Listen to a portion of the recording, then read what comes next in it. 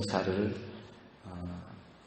생각하게 되고, 교회에 우리 여성들의 봉사가 없다고 한다면 아마도 지금의 교회의 모습을 우리가 상상할 수가 없다라고 할 만큼 지금의 교회의 모습에 우리 여성들의 헌신과 봉사는 참으로 결정적이었다, 이렇게 말할 수가 있을 것입니다. 오늘 말씀 속에서 우리 모두가 봉사하고 있고 헌신하고 있는데, 봉사라고 하는 것은 그 자체로 봉사만으로도 힘이 있고 봉사만으로도 가치가 있습니다. 그것만으로 충분히 의미가 있지만, 그러나 우리는 교회 안에서 그 봉사보다도 우선돼야 될 것, 봉사를 하면서 우리가 결코 놓쳐서는 안 되는 것들, 이런 부분들을 생각을 해보면서 정말로 이 여성교회의 봉사가 교회의 핵심이지만 그 봉사 가운데에 어떤 것이 더 중요하고 필요한가라고 하는 것을 생각하면서 오늘 말씀의 주제를 복음이 흐르는 봉사라고 하는 그러한 제목으로 생각을 해보았습니다. 봉사가 핵심적이고 중요하지만, 그러나 우리 여성교회 봉사가 복음이 흐르는 봉사가 되면 좋겠다. 복음이 흘러간다. 그 동기에서부터 그 결과에 이르기까지 정말 그 복음이 흐르는 봉사가 되어야 되겠다 라고 하는 그런 마음입니다. 그래서 우리가 봉사할 때에 크게 봉사해야지 이런 마음도 가질 수 있고, 이왕 봉사하는 거 감동적으로 봉사해야지 이런 마음도 가질 수가 있고, 여러 가지 또 모든 사람이 만족한 그런 봉사를 하겠다 이런 생각도 가질 수가 있겠지만, 그러나 우리가 이 시간 우리의 봉사가 교회 안에서의 봉사로서 복음이 흐르는 봉사, 그래서 우리가 여선교회 또는 여전도회 이렇게 표현하지 않습니까? 하는 일을 보면 봉사가 많지만 여전도회라고 하고 여선교회라고 하는 이유가 무엇일까? 결코 놓치지 말아야 할 중요한 것들이 그 안에 있기 때문이라고 생각합니다. 오늘 우리가 읽었던 그 사마리아의 유명한 그 말씀을 통해서, 그 본문을 통해서 우리는 그 사마리아 여인이 잘 보이지 않는 부분이 있거든요. 예수님을 만나서 정말 그 새로워진 한 여인의 예수님과의 만남, 이게 이제 제일 중요한 부분이지만, 그 가운데 잘 보이지 않는 부분이 있는데, 그 여인이 세상으로 나아가서 복음을 증거했고 헌신하고 섬기고 봉사하는 그런 모습까지 잘 드러나진 않지만 거기에 보이게 되는 것을 보게 되는데, 그 과정을 보게 되면 그 과정 가운데 복음이 흐르고 있다, 복음이 흐르는 봉사다라고 하는 것으로 우리가 이 사마리아 여인의 봉사를 생각을 해볼 수가 있게 됩니다. 그래서 복음이 흐른다라고 하는 것이 무엇인가, 어려운 내용은 아니겠죠. 가장 먼저는 복음이 흐른다라고 말할 때에 봉사의 주체가 복음의 사람이다 라고 하는 것을 의미합니다. 복음이 흐른다라고 하는 것은 봉사하는 사람이 복음의 사람이라는 거예요. 복음을 만난 사람이고 예수님을 만난 사람의 봉사여야 된다. 누구나 봉사할 수 있고, 그 봉사는 그 자체로 가치가 있습니다. 존경을 받습니다. 감동이 됩니다. 칭찬을 얻습니다. 그러나 교회 안에서의 여성교회의 봉사는, 그 봉사의 주체가 누구인가? 복음이 흐른다라고 말할 때 그 봉사의 주체가 복음의 사람으로서 봉사한다라고 하는 것입니다. 그가 복음의 사람이다. 오늘 이 사마리아 여인이 바로 그런 여인이었지요. 그 여인은 정말로 구원에 갈급한 사람이었고, 자기 자신의 정말로 이 한번 틀어져 버린 그 자기 자신의 삶의 길을 바꿀 만한, 자기 자신의 운명을 바꿀 그 메시아를 기다리고 있었어요. 그 메시아를 기다리고 있다가 드디어 그가 기다리던 그 메시아를 만나게 됨으로써 운명이 바뀌게 됐습니다. 존재가 바뀌게 됐습니다. 삶이 바뀌게 됐습니다. 그래서 예수 그리스도를 만난 그 한 여인, 한 사람의 변화, 그 한 사람의 변화된 그 한 사람 속에 생겨난 새로운 동기, 이것이 바로 복음의 봉사의 동기가 된 것이고, 그럴 때에만, 복음의 사람이 봉사할 때에만 복음이 흐르는 그런 봉사가 될 것입니다. 오늘 예수님께서 바로 이 메시아를 갈망하고 있는 그 여인에게 내게 말하고 있는 내가 메시아니라 라고 말씀하고 계시는 겁니다. 내가 그니라. 지금 네 앞에 너에게 말하고 있는 내가 그다. 내가 메시아다 라고 하는 이 말을 이 여인이 듣게 됩니다. 얼마나 놀라운 선언입니까? 놀라운 사실입니까? 그가 그리스도를 만났고 메시아를 만난 것입니다. 그토록 간절히 원했던 메시아를 이 여인이 만나게 됨으로써, 복음 되신 예수님을 만나게 됨으로써 그의 존재가, 예수님을 만남으로써 변화된 그 존재가 복음의 존재가 되고 복음의 사람이 됨으로써 이제 그의 변화된 존재로 그가 세상으로 나아갈 수 있게 되고 봉사로 나아갈 수가 있게 되는 그러한 새로운 동기를 가지게 된 것입니다. 그래서 그 여인 안에 있는 봉사의 동기는 다름이 아니라 바로 복음 그 자체였던 것이죠. 그래서 복음으로 새로워진 한 사람의 그러한 새로워진 새로움이 능력이 되어지고, 복음으로 새로워진 한 사람의 그 능력을 가지고 그 존재의 변화로부터 그 사람이 바로 예수님을 만나서 그리스도인이 되어지고 메시아를 만났기 때문에 그 복음의 사람이 되어서 봉사하고 있는 것을 보게 됩니다. 그래서 그 능력이 우리가 한 인간으로 살아갈 때에는 우리 자신만을 위해서, 나 자신만을 위해서 살 수밖에 없는 존재인데, 그러나 예수님을 만남으로 인해서, 복음의 사람이 됨으로 인해서 이제는 나로부터 다른 사람에게로, 나로부터 세상으로 나아갈 수 있는 새로운 힘을 가진 존재, 새로운 가능성을 가진 존재가 된 것입니다. 그것은 도덕적인 어떤 그러한 결단도 아니고, 그것은 오직 예수 그리스도를 만났을 때에만 가능한, 예수 그리스도를 만나서 거듭난 새로운 존재가 되었을 때에만 가능한 복음의 사람으로서의 변화인 것입니다. 그래서 그러한 변화, 우리가 나로부터 이웃을 사랑해야 된다라고 말할 때에 이웃사랑이라고 하는 것이 결코 그냥 되지 않습니다. 그것은 결코 쉬운 일이 아닙니다. 그것은 나를 뛰어넘는 능력이 있을 때만 가능한 것이죠. 모든 것이 나를 뛰어넘기가 어렵거든요. 나를 사랑하는 것, 내 형편, 내 처지, 나의 건강, 이것을 뛰어넘기 어렵거든요. 그렇기 때문에 이웃사랑이 어려운 겁니다. 왜냐하면 이웃사랑이라고 하는 것은 나를 뛰어넘어야 되니까요. 근데 복음이 우리 가운데 오고 우리가 예수 그리스도를 만났을 때에 비로소 나를 뛰어넘는 능력의 새로운 존재가 되는 것이죠. 그렇기 때문에 우리의 봉사는 복음의 사람의 봉사이고, 복음의 사람의 봉사였을 때에 비로소 놀라운 능력, 놀라운 감격, 세상에 없는 것들이 거기에서 나오게 되는 것입니다. 그렇기 때문에 우리의 봉사는 복음의 사람의 봉사입니다. 다른 동기가 아니라 내가 만났던 예수 그리스도, 내가 만난 복음이 동기가 되어서 우리가 섬기고 봉사하는 것이다 라는 사실입니다. 저는 우리 예선교회가 우리가 어떤 공동체인가라고 하는 것을 생각하게 될 때에 가장 먼저는 우리가 믿음의 공동체라고 하는 사실을 먼저 깊이 생각을 했으면 좋겠습니다. 어떤 모임이든지 사람들이 모이게 되면 거기에는 일반적으로 통하는 논리가 있게 되어 있고 또 세상의 논리가 있어서 그러한 논리들이 통하게 되어 있습니다. 사람들이 모인 곳에는 언제나 마찬가지죠. 그래서 여러 가지 우리가 생각할 수 있는 것, 힘 있고 돈 있고 경험 많고 어른이고 이러면 그 안에서 통하는 그런 논리가 있죠.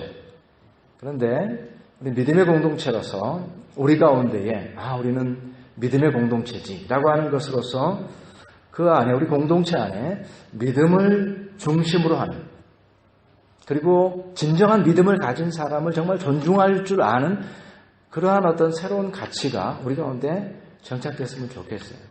물론 일반적인 것들도 중요하죠. 서로 또 어른도 존중해야 되고 또 세상에서 존경받는 분도 존경할 수 있겠죠. 그러나 우리가 경계해야 됩니다. 우리 믿음의 공동체로서 무엇이 중심이 될까라고 말할 때에 우리 가운데 완전한 믿음이 중심이 되어지고 진정한 믿음을 가진 사람이 그분이 어떤 분인가와 상관없이 이 믿음의 공동체 안에서는 정말로 존중을 받는 그래서 그 믿음의 사람을 중심으로, 그 믿음의 모델을 중심으로 그 리더십을 따라서 그렇게 나아갈 수 있는 그런 공동체가 되는 것.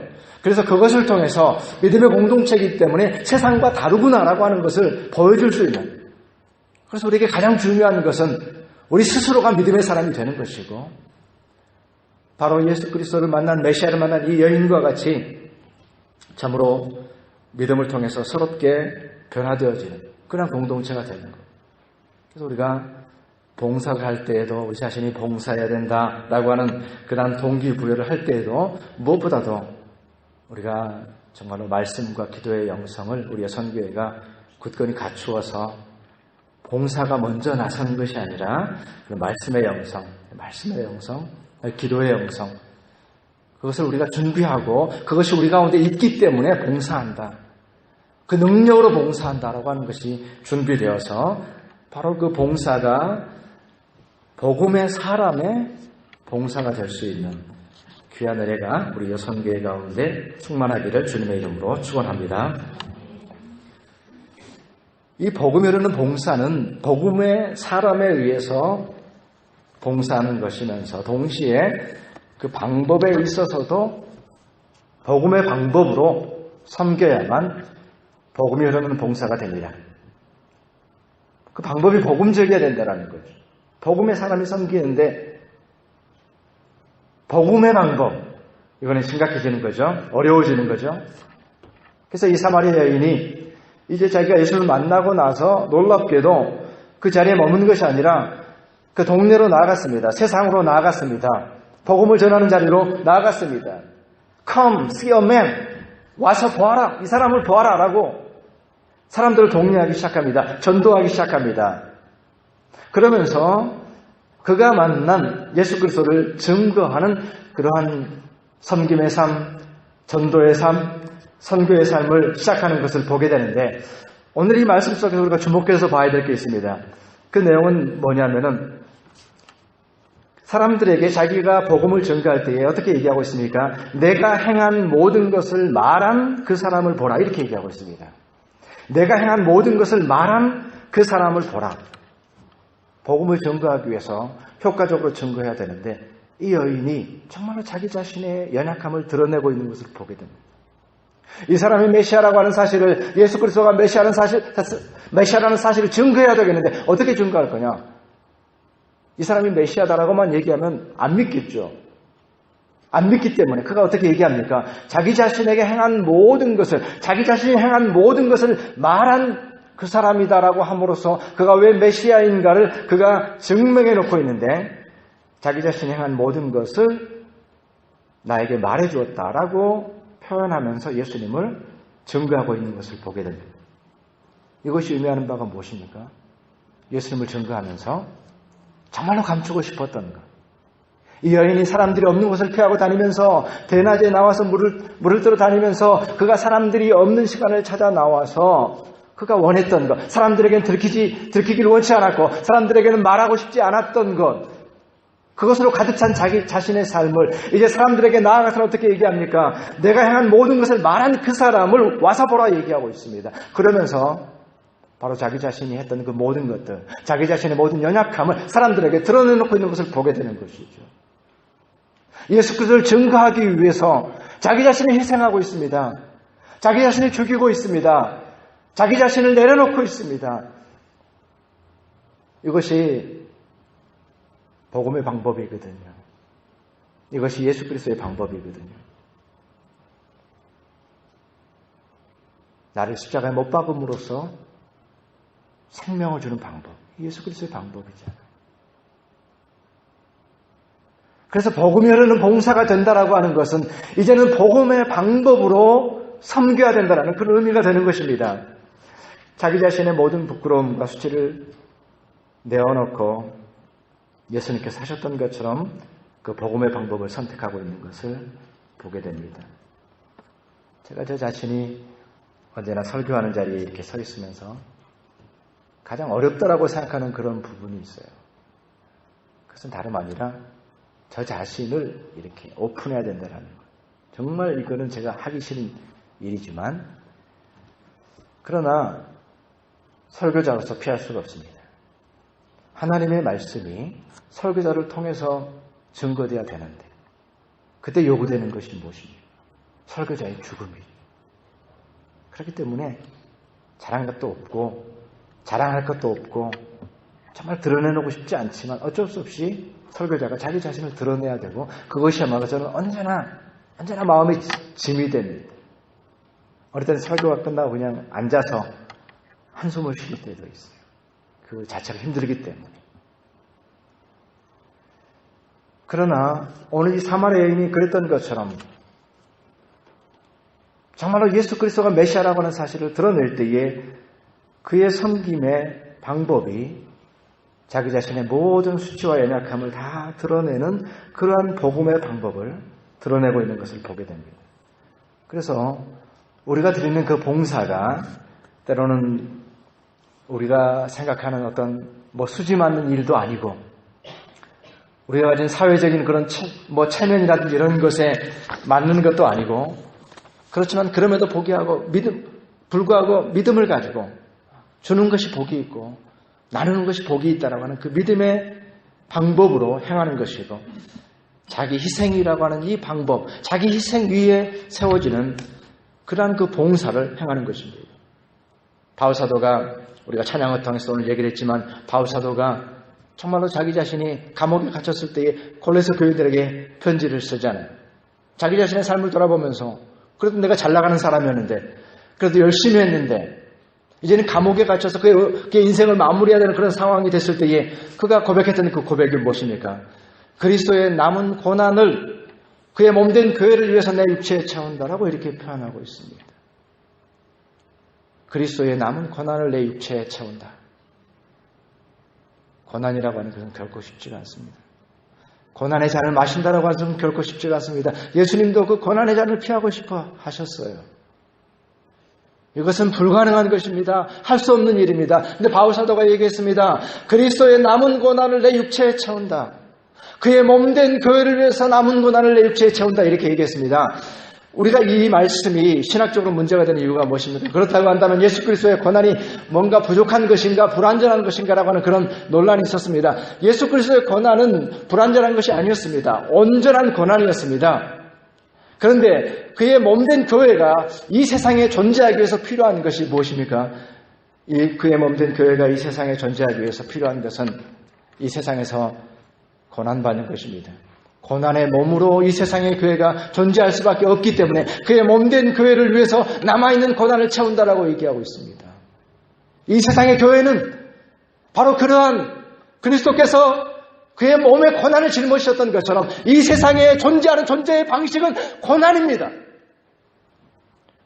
제가 말씀드렸던 사랑의 정의가 있지 않습니까? 사랑이란 나 자신의 축소이다. 이런 사랑의 정의를 어떻게 우리가 받아들일 수 있겠습니까?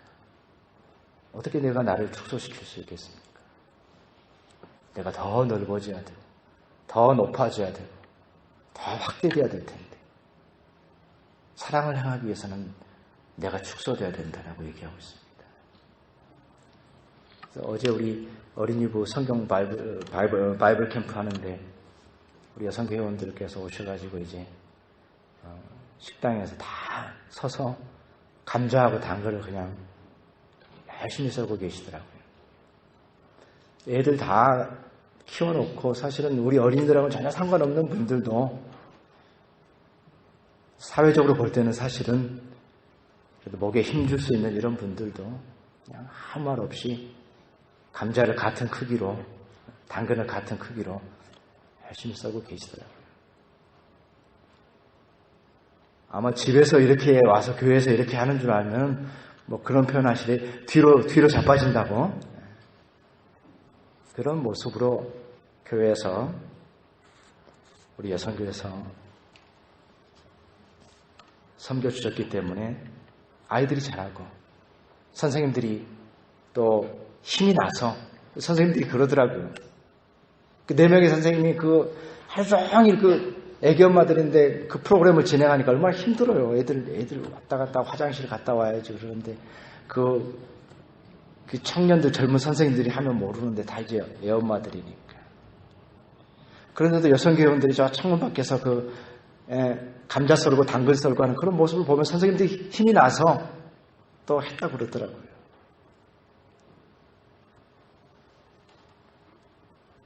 우리 주님께서 나를 따른다라고 하는 것은 십자가다.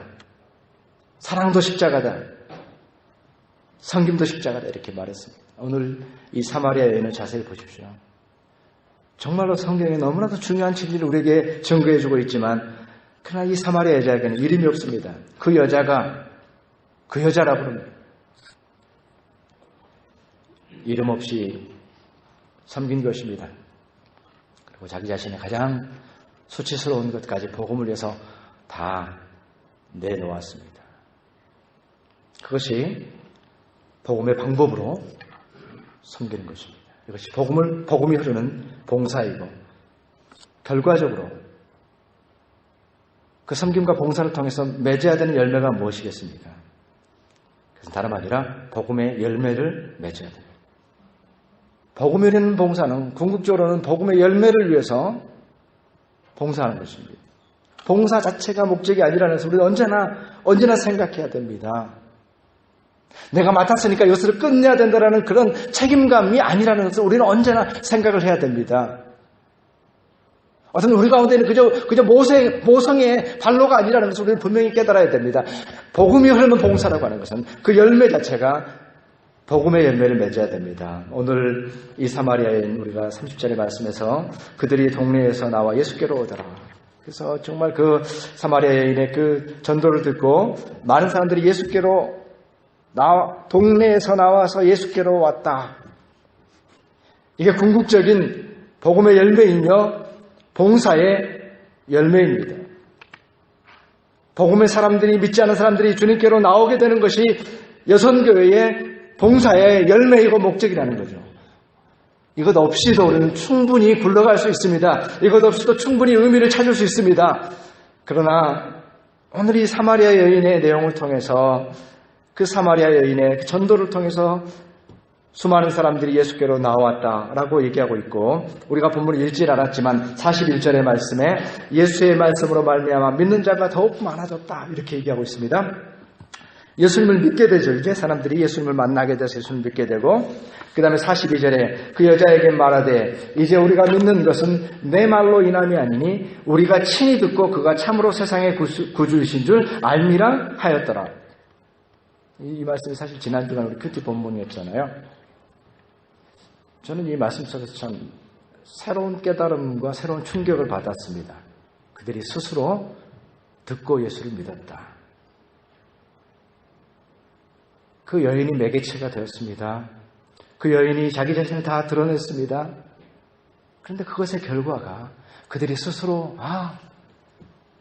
예수 그리스도가 메시아입니다 라고 하는 그 고백을 그 여인이 복음의 사람으로서 처음 드렸던 그 고백을 이제 그 믿음의 사람들이 내가 스스로 친히 듣고 그가 메시아한 세상의 구주이신 줄 알았다라고 하는 이 고백을 통해서 사마리아 여인이 드렸던 동일한 고백으로 고백하는 것을 보게 되면서 우리가 복음의 방법을 통해서 섬기고 전도하고 봉사하는 이유가 궁극적으로는 복음의 열매를 맺기 위한 것이었다라고 하는 것을 우리가 다시 한번 생각하게 되는 것입니다. 그래서 우리가 복음이라는 말을 생각하게 될 때에 복음과 가장 가까운 말이 뭘까라고 하는 것을 우리가 생각해 보는데 저는 가장 가까운 말 중에 하나가 어머니라고 생각합니다. 복음이라는 말과 가장 가깝다. 어머니. 그 복음이라고 하는 것은 생명을 낳는 것이잖아요. 무한한 사랑으로 그 해산의 그리고 잉태의 수고를 감당하는 것. 해산의 수고를 감당하는 것. 그래서 복음과 가장 가까운 말이 어머니고 어머니는 생명을 낳는 자고 교회 안에서 여선교회가 어머니의 이름을 가지고 그러한 모습으로 참으로 교회를 섬기고 영혼들을 섬길 때의 궁극적인 열매가 무엇이 되어야 될까? 그래서 바로 복음의 열매, 영혼의 열매이기 때문에 칼빈이 교회를 향해서 표현했던 것처럼 교회는 신자의 어머니다. 교회는 신자의 어머니다. 종교개혁 시대의 중요한 어떤 신학적인 주제가 됐는데 교회는 신자의 어머니다. 그래서 교회는 주님을 통해서 새롭게 태어나는 그러한 사람들의 모이는 곳이 교회이고 바로 교회를 통해서 그러한 일들이 일어나야 된다고 하는 것을 우리가 생각하게 됩니다. 우리 여성교회가 섬기는 이 섬김의 궁극적인 모습이 어떻게 하면 생명을 잉태할 것인가? 이 봉사의 궁극적인 열매로 어떻게 하면 복음의 열매를 맺을 것인가? 라고 하는 이 사실에 대해서 정말로 깨어서 기도하는 모습이 필요한 것입니다. 그것이 궁극적으로 맺어야 될 열매라고 하는 사실을 우리가 깨달아야 되는 것입니다. 문제는 이 시대 가운데에 이 생명을 얻는 일이 참으로 점점 더 어려워졌다고 하는 사실입니다. 지난 주간에 우리 이사모님께서 손주를 보시러 한국에 다녀오셨는데 그 생활실에서 커튼이 열리는데 커튼이 쫙 열리고서 보니까는 애들이 그 많은 애들이 있어야 되는데 애들이 세 명 있더라는 거예요. 그래서 엄마 둘이 보러 갔는데 2명 앞으로 나오고 1명 저기 남겨져 있고 이렇게 3명. 저도 사실은 그 얘기 듣고 좀 충격이었어요. 아, 정말 그렇구나. 이게 큰 문제구나라는 것을 깨달았는데 새로운 생명이 자꾸 태어나야만 공동체가 유지되죠. 이건 상식이잖아요. 기본이잖아요. 이 시대의 전도가 더 어렵습니다. 그래서 우리가 영혼을 낳으려고 할 때 그 해산의 고통은 그 전에 가졌던 고통보다 더 클 수밖에 없는 것이죠. 그래서 우리의 마음이 그러한 해산의 고통을 감당하기 위해서 우리가 어떤 준비가 되어야 될 것인가라고 하는 것을 생각해야 되고 우리가 그 한 영혼을 바라보는 그러한 마음, 그 한 영혼을 소중히 여기는 그러한 마음으로 우리가 무장을 해서 우리가 여성교회의 봉사와 섬김을 통해서 참으로 새로운 생명들이 복음의 열매들이 맺혀지는 그러한 봉사. 그래서 이 사마리아 여인이 그랬던 것처럼 참으로 복음이 흐르는 봉사, 새 생명의 열매가 맺혀지는 그러한 봉사의 섬김을 통하여서 주님이 기뻐하시고 원하시는 그러한 궁극적인 열매들이 우리 가운데 맺혀져서 하나님께 영광이 되는 우리 자신의 만족만을 위한 그런 섬김이 아니라 서로 영광을 주고받는 그런 섬김이 아니라 하나님께서 기뻐하시고 주님께서 기뻐하시는 그러한 섬김과 봉사의 길로 나가야 되는 것입니다. 우리가 마르다와 마리아 얘기를 통해서 우리가 잘 알고 있지 않습니까? 마르다가 예수님에게 얘기합니다. 예수님 보십시오. 주님 보십시오. 해야 될 일이 얼마나 많습니까? 이렇게 손이 많이 필요합니다. 주님 좀 보십시오. 이렇게 얘기합니다. 그때 예수님께서 의외의 대답을 합니다. 마르다야, 그것만 보지 마. 제발 그것만 보지 마. 더 중요한 게 있어. 정말 중요한 거 그 한 가지를 놓쳐서는 안 되라고 주님께서 마르다에게 얘기했습니다. 주님께서 말씀하셨던 것을 기억하면서 우리의 섬김과 봉사 가운데에 주님 말씀하신 그 진리가 그 복음이 흐르는 봉사로 섬길 수 있는 저와 여러분 그리고 2020년의 여성교회 되시기를 주님의 이름으로 축원합니다.